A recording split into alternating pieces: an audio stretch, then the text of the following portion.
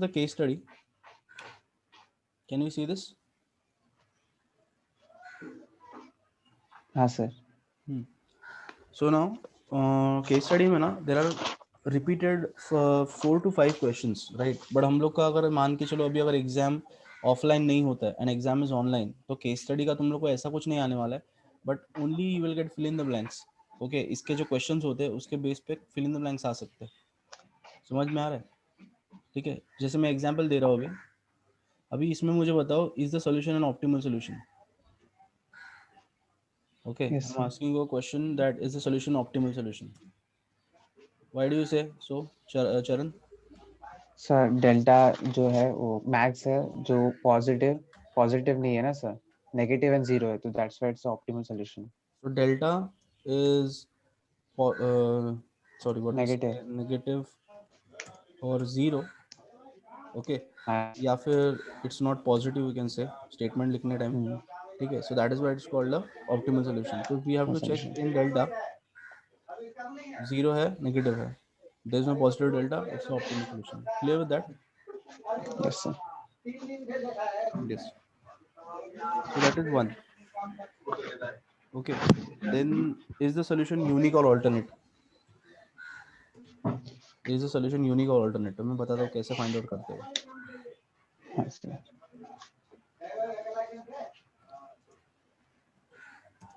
What do you understand by alternate solution?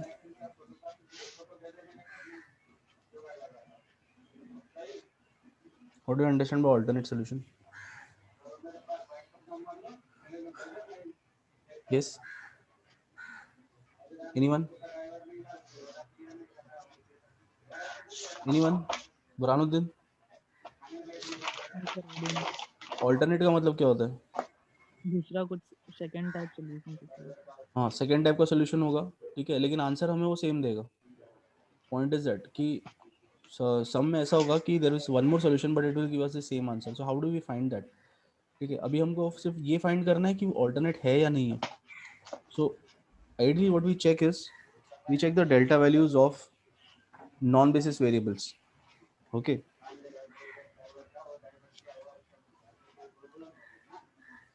we check the delta values of non-basis variables. So first of all, tell me what is a basis variable? Yes, anyone? Charan, you are there, you can tell me what is a basis variable. No idea sir. ये देखो, ये starting में बताया था ना, क्या no idea, basis था ना ये. अच्छा अच्छा. x is basis, right? तो नॉन बेसिस क्या हो गया? x is basis मतलब x के कॉलम में जितने भी है ये मेरे क्या हो गए, ये मेरे क्या हो गए, basis variable. Understood? Yes sir. तो नॉन बेसिस वेरिएबल क्या हो गए? इसको छोड़ के, इसको छोड़ के इसके अंदर देखो अभी क्या कौन से है बचे, कौन से? x1 x2 sir. नीचे क्या है वेरिएबल्स है सर. x2 x1 और s3 को छोड़ के क्या बचा? s2 बचा और यस सर. s1 बचा. ठीक है, अंडरस्टूड? तो ये क्या हो गया? This becomes my non basis variables. समझ में आया आइडेंटिफिकेशन कि बेसिस वेरिएबल कौन सा है, नॉन बेसिस वेरिएबल कौन सा है? समझ में आया? हाँ सर. तो this always is done. S3 को क्यों लिया? s3 देखना बेसिस में है ना बेटा, s3 बेसिस में ना, समझा क्या? ओके, तो you identify first basis variable and non basis variable. समझ में आया? ठीक है, फिर क्या चेक करना है कि उसमें जीरो है क्या नहीं है. तो here I am writing identify, क्या identify? Basis variable and non basis variable. Okay, so if delta value of non-basis variable is 0, then solution is alternate or else unique. ठीक है, समझा क्या? समझा? हाँ सर. अभी देखो चेक करो, डेल्टा वैल्यू क्या है?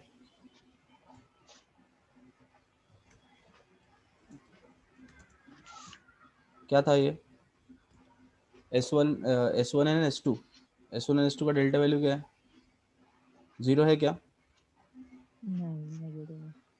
नेगेटिव है ना, 0 नहीं है ना, हाँ 0 सर। नहीं है वो देखने का खाली, ठीक है। तो delta value of S1 is equal to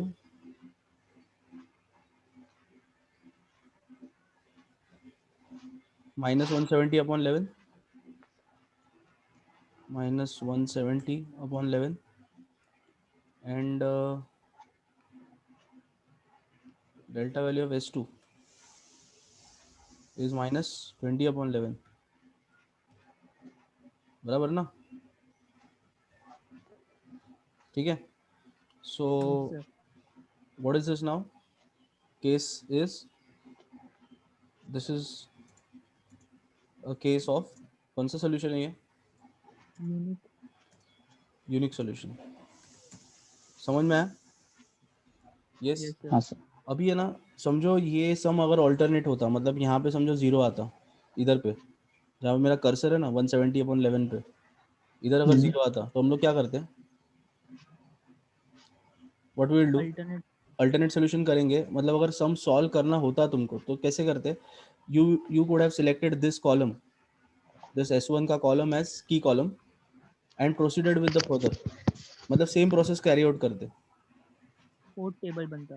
fourth table बनता। अगर यहाँ पे 0 आता ना, समझो इधर ये डेल्टा यहाँ पे 0 आता ना और ऑल्टरनेट का पूछा रहता, तो हम लोग यहाँ से इसको की कॉलम कंसिडर करते ये वाले को, और हम लोग पूरा सम वापस से करते, तो हम लोग को वापस से नया आंसर मिलता जो कि सेम होता थर्ड और फोर्थ टेबल का। ओके। समझा? Yes, is this clear to all of you all? अगर सर यूनिक है तो वहाँ पे ही छोड़ देना है। यूनिक है तो वहाँ पे ही छोड़ना है, और पूछा रहेगा तो ही करने का रहता है, वरना नहीं करने का रहता है। ये मतलब क्वेश्चन ऐसा पूछा रहेगा that if the solution is an alternate solution, ठीक है, please find the alternate solution, okay sir. ठीक है। और अगर सिर्फ पूछा है ना कि is it a case of alternate solution, so you just have to say yes और नो। Okay okay. समझा? तो दोनों में डिफरेंस है। सर वो अल्टरनेटिव सोल्यूशन का पीछे करो ना सर, एक बार मुझे देखना है वो जो आपने लिखा था ना। क्या लिखा था ये? अच्छा ओके, ये हाँ हाँ प्रीवियस। हाँ सर। ये मैं नोट्स तुम लोग ऐसे भी देने वाला हूँ ये वाला, उसमें पीपीटी स्लाइड में। हाँ सर बस वो देख रहा हूँ sir.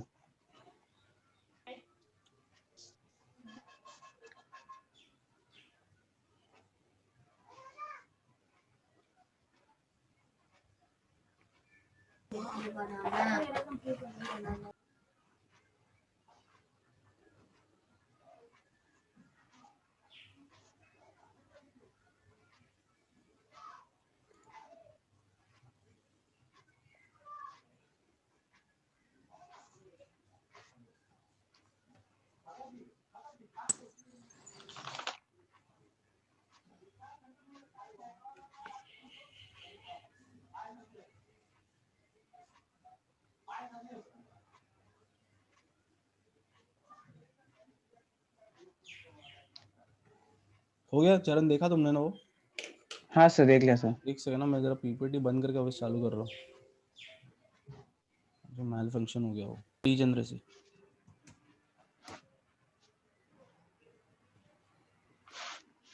Okay, how do you check for degeneracy now? Very simple. Check B value. If 0, then solution is degenerate.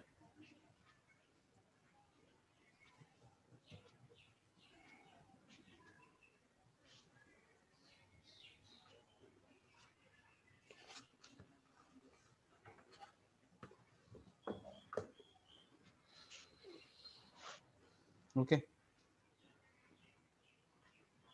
This is B values. अगर B value में कहीं पे भी 0 आ रहा है, ठीक है, तो then we call the solution as degenerate solution. Okay. This is the third one. Sir in this case it's not degenerate ना It's sir. not degenerate because उसमें वैल्यू है ना, नेगेटिव वैल्यू है। 0 अगर रहेगा मोस्टली तो इट इज वैल्यू डी। आता ही है ना। हाँ मोस्टली वैल्यू आता ही है ना बीवी से। हाँ, वो एम्प्टी हो ही नहीं सकता है ना, क्योंकि उसमें वैल्यू होना ही पड़ेगा। उसको एम्प्टी हो ही नहीं सकता, वो जीरो हो सकता है वहाँ पे, possibility of zero is there. हाँ सर, ठीक वही है, जीरो की पॉसिबिलिटी कम रहती है ना बहुत। हाँ बहुत कम है ना जीरो की पॉसिबिलिटी तो, बिकॉज कैसा है कि वहाँ पे कोई ना कोई जो वैल्यू है वो तो किसी ना किसी वैल्यू से डिवाइड होता ही है ना फर्स्ट सेकंड टेबल में। यानी ओल्ड वैल्यू रहेगा, ओल्ड वैल्यू डिवाइडेड बाय की एलिमेंट, तो की एलिमेंट अनलेस एंड अनटिल जब तक जीरो नहीं आता है इधर पे जीरो आ ही नहीं सकता है। Okay sir. समझा क्या मतलब? If let's say anything, any number is given, if 2/0 है वहाँ पे, तो आंसर विल बी जीरो और not defined for that case, बराबर ना, नॉट डिफाइंड भी हो सकता है। Yes sir.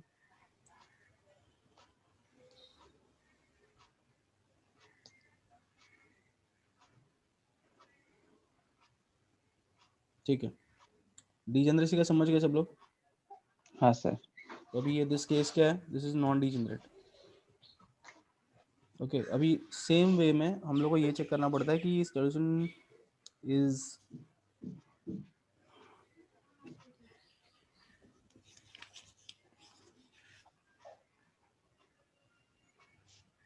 The solution इनफीजिबल। ठीक है, चेकिंग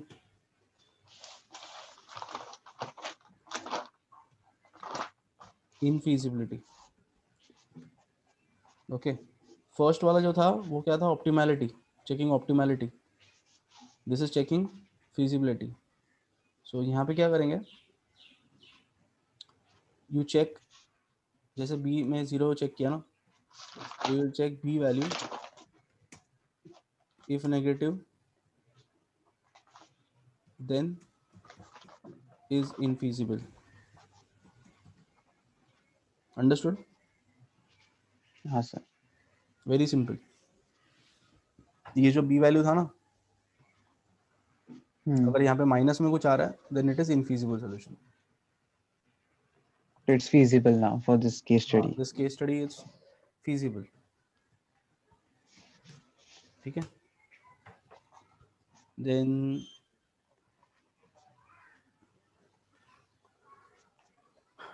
इसमें one question is what are the shadow prices. तो मेरे को आगे जाने दो। शैडो प्राइस, शैडो प्राइस क्या होता है? It's cost of one unit, one additional unit of using the resource.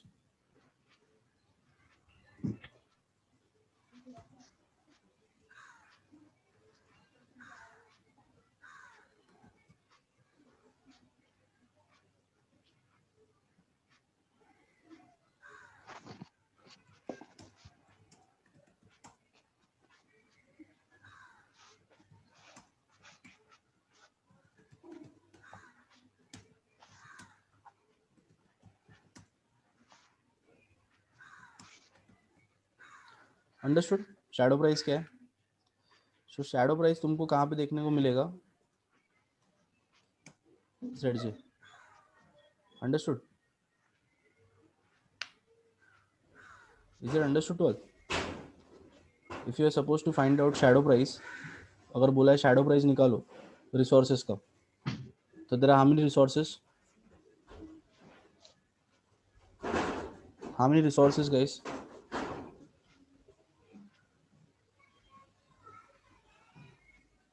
3। 3 resources, S1 S2 and S3।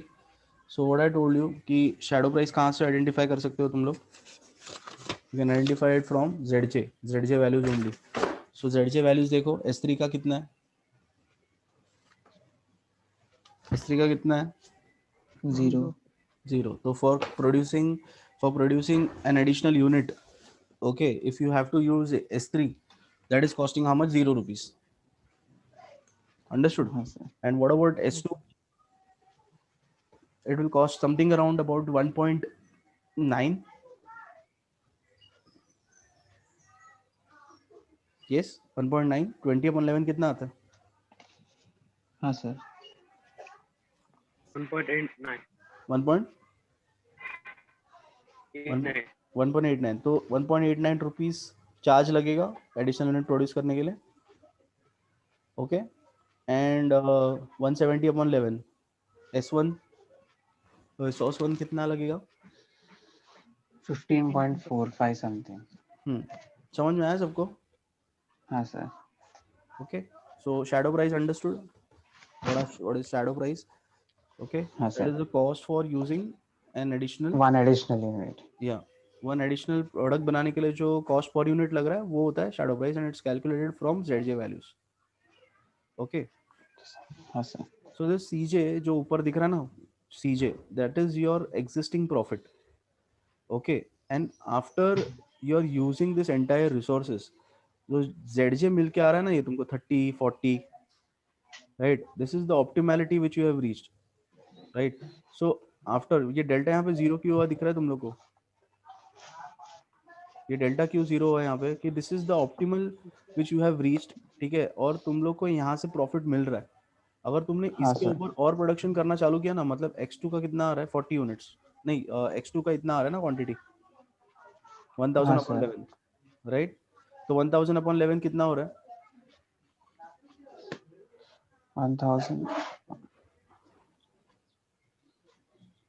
कुछ 100 का 90.90 ऐसा। हाँ, तो इसका मतलब क्या है, अगर तुमने 90 यूनिट से ज्यादा प्रोड्यूस किया, मतलब समझो 100 प्रोड्यूस किया, ठीक है, ये x2 का, x2 का नंबर ऑफ यूनिट्स, राइट? तो x2 अगर 100 किया 90 की जगह पे, तो तुम्हारा जो ये प्रॉफिट है वो कम हो सकता है, क्योंकि तुम लोग का एडिशनल यूनिट का जो कॉस्ट है वो महंगा पड़ेगा, उसका जो प्रोडक्शन कॉस्ट है वो महंगा पड़ेगा, दैट इज द रीजन, ठीक है, will be only producing this much number of units. Clear with that? Yes sir. Okay, the last part of this now, which resources are abundant and which are scarce. अब ये simple question है, इसके लिए मेरे को कोई formula नहीं है, ना ही कोई एक्सप्लेनेशन है, मैं जस्ट यहाँ पे क्वेश्चन लिख रहा हूँ, तुम लोग खुद मेरे को बता सकते हो which resources are scarce and which are abundant, ठीक है, but you need to know the question first before doing that, ठीक है, मतलब बेस क्वेश्चन जो होता है वो चाहिए होता है इसके लिए। अब यहाँ पे बेस क्वेश्चन है क्या तुम्हारे पास?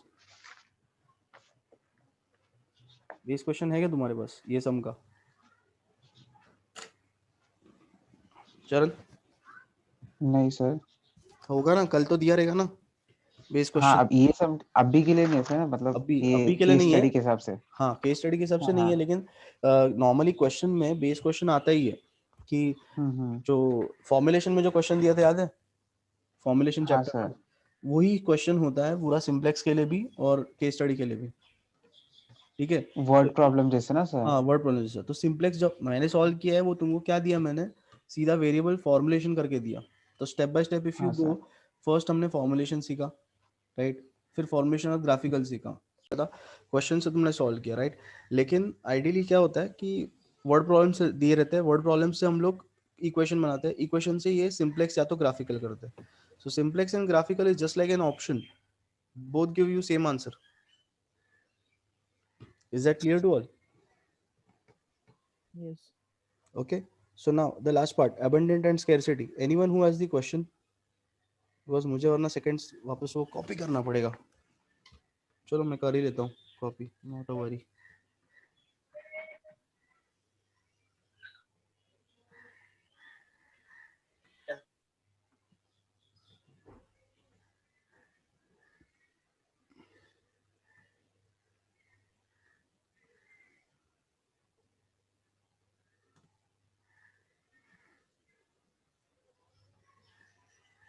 Do you see the question, guys? Yes. Yes. Okay. अब ये क्वेश्चन में रिसोर्स कितना है देखो, इसका रिसोर्स का वैल्यू कितना है? 200, 600, 500. 200, 600, 500। अब ये तुमको समझ गया ना कि इसका क्वांटिटी कितना है, 200 है फर्स्ट वाले का, ठीक है। तो यहाँ पे देखो इसका क्वांटिटी कितना है, S1 का क्वांटिटी दिख रहा है क्या तुमको? S1 का क्वांटिटी, अभी क्वांटिटी कहाँ दिखेगा, बेसिस में देखने का हमेशा। You look at basis and you then decide whether you can see the quantity or not. Do you see the quantity S1? S1 दिख रहा है क्वांटिटी बेसिस में? No. No, you don't see it. इसका मतलब क्या हो गया? इसका मतलब क्या है? S1 दिख क्यों नहीं रहा है? चरण, S1 दिख क्यों नहीं रहा है? क्योंकि बहुत स्कैर है सर इसके लिए। स्कैर्स है वो, इसके लिए दिख नहीं रहा हाँ, है क्योंकि वो स्कैर्स है, वो खत्म हो चुका है, इट्स फिनिश्ड। खत्म हो चुका है। That is, resources S1 is scarce because it is 0। तुमको मालूम कैसे पड़ा 0 है? क्योंकि वो है ही नहीं, है ही नहीं। समझा? और S2 yes sir. सेम, और S3 is given to be 0. Okay, now in this case अगर समझो S3 में 4 दिया रहता है, एग्जांपल है, instead of 0, instead of sorry not 0, यहाँ पे 0, एक मिनट 0 नहीं है यहाँ पे, 900 अपन 11 900 अपॉन है ना, तो अबंडेंट हो गया, हाँ हाँ दैट इज अबंडेंट। ठीक है, 900 अपॉन 11 है ना, हाँ सर, तो दिस इज 900 अपॉन 11, तो 11 S3 is not scarce, S3 is abundant since it has resources still left। 900 upon 11 कितना आ रहा है ये?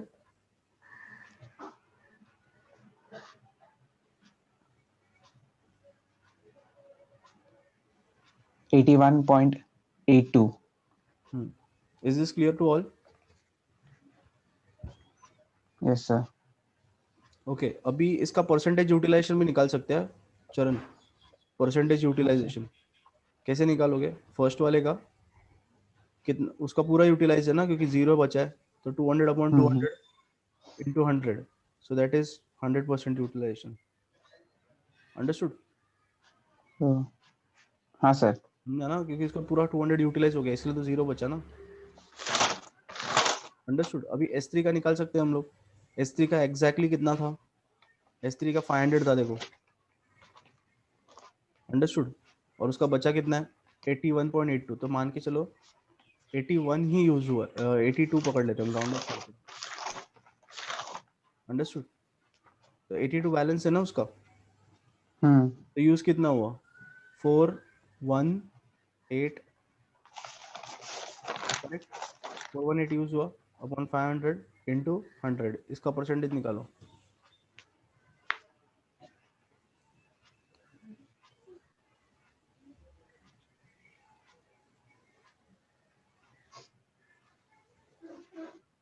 Hmm. 83.6 sir।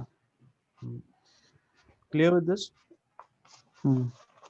Okay, yes sir. तो ये S1 S2 S3 जो है वो सब रिसोर्सेज हुए, S1 S2 S3। हाँ, ओके। हमने स्टार्ट वही से किया था ना, मैंने बताया था ना तुमको कि S1 S2 S3 क्या है। S क्या है? S, what does S stand for? Slack. Slack, right? And slack क्या होता है? लेफ्ट ओवर होता है रिसोर्सेज का। तो रिसोर्स जब काम करना स्टार्ट करता है तभी तो लेफ्ट ओवर बचेगा ना, ओके। समझा? तो that is why we denoted resources as slack, S1। उसको हम लोग R भी डिनोट कर सकते थे, लेकिन हम लोग को S करना पड़ेगा, because slack is the left over from the resources.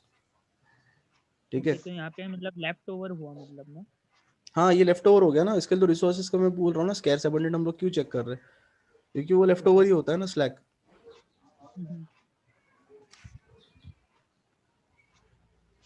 ठीक है?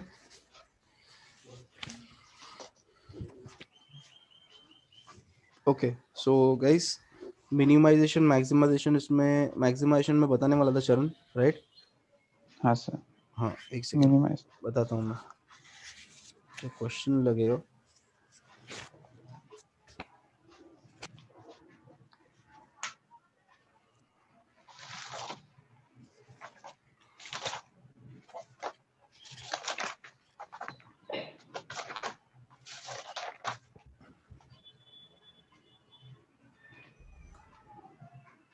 इसका ना फर्स्ट स्टेप में चरण बता रहा हूँ, ठीक है? बाकी पूरा सेम है।